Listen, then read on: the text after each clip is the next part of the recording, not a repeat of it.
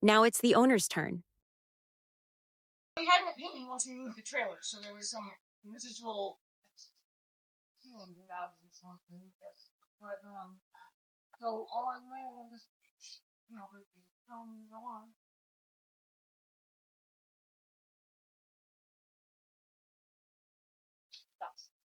Stop. Leave it. I wish we had moved the camera when we moved the trailer, so this didn't have to be so far away. But as best as I could, I wanted to zoom in on the owner's expression when she looks back to her friend in disbelief. But don't block me. Oh, I had careful. Careful.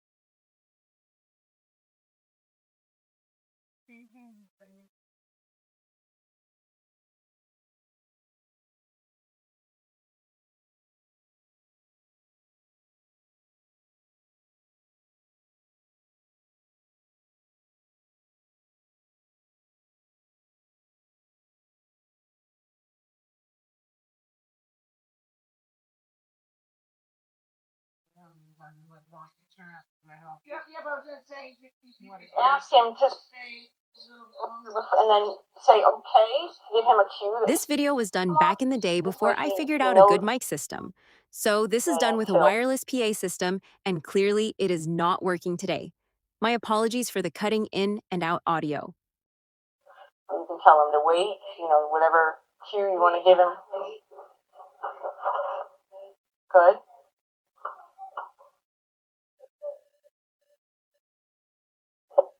If you're building stone too, you don't expect him to stand in it forever. So if he starts to feel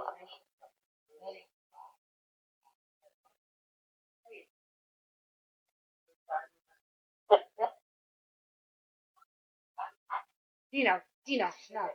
Oh, Dino, no. Come here. Try the right side.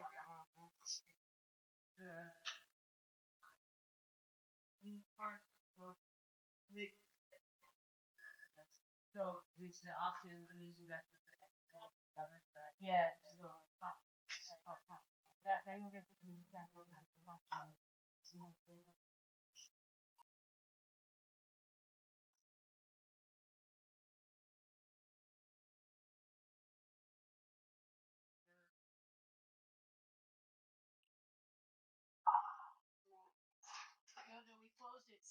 So the next step is to prepare to close the divider against him in the trailer.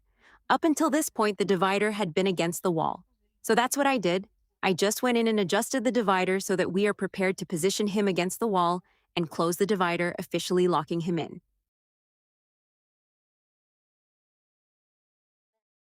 Now here's where leadership really needs to shine.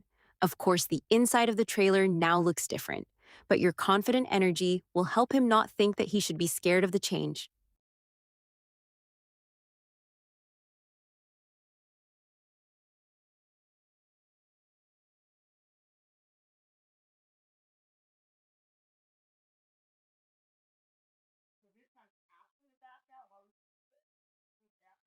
Another way you can help your horse not develop trailer issues is to back them straight out until they're fully out of the trailer before asking them to turn to walk away. Asking them to turn while their legs are still in the trailer is kind of not fair.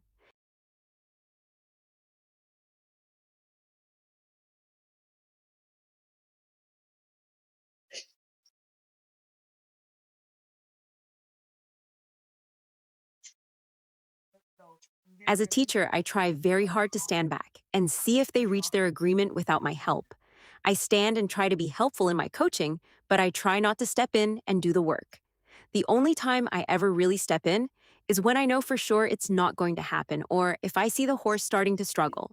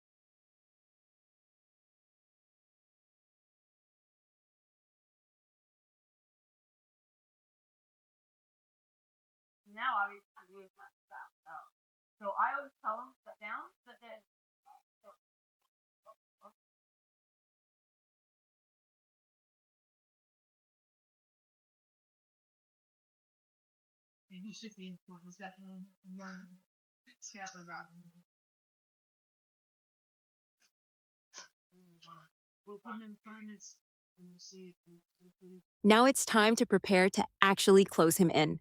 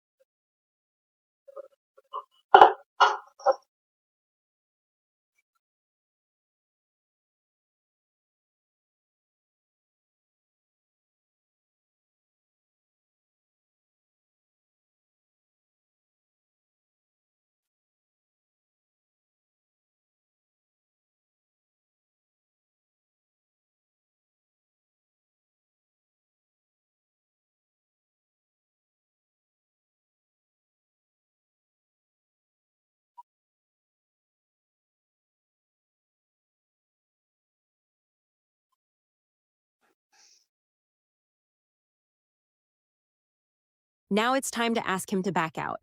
I find that this is a really good test of the trust between a horse and his handler. It's also a really good way to build trust in a developing partnership. I hope to prove to the horse right away when I start this exercise that I will without question be his eyes.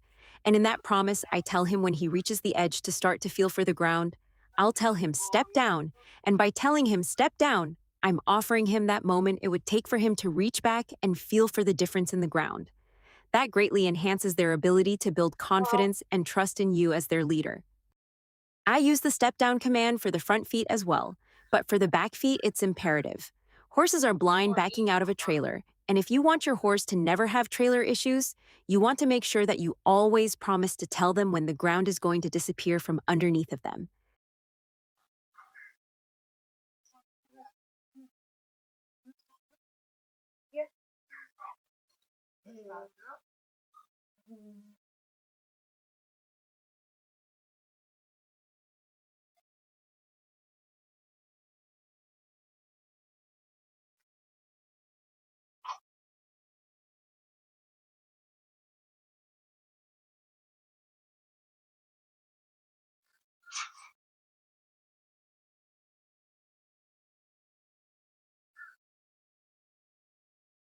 Isn't that great? He doesn't even want to come out now.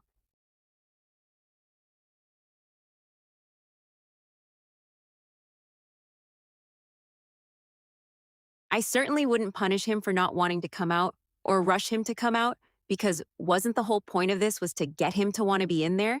So I like to just spend a little time with them while they've chosen to stay in there and just make being in there nice, pleasant, enjoyable, and comfortable.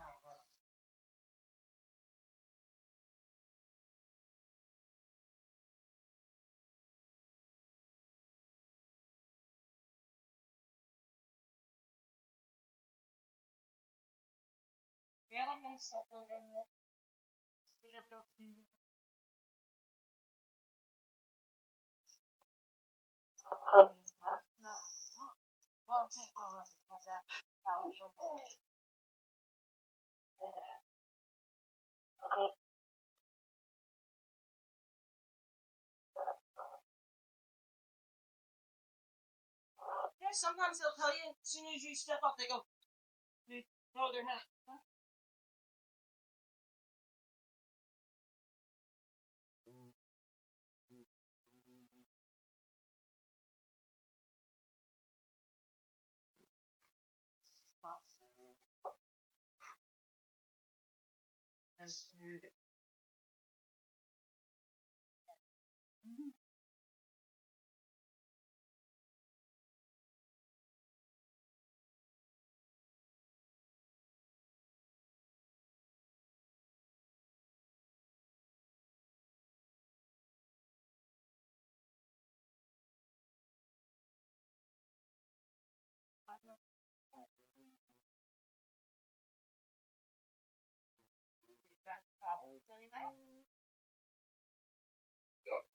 Oh, guys, you really can't have it. Yeah. I feel like we were kind of trying to cover every scenario that they might run into when asking this horse to get on the trailer. So As the warm tests inside. continue to be explored, the next one was to see if we can bring him from the paddock gate, as if just pulling him out of the paddock and walking him right into the trailer.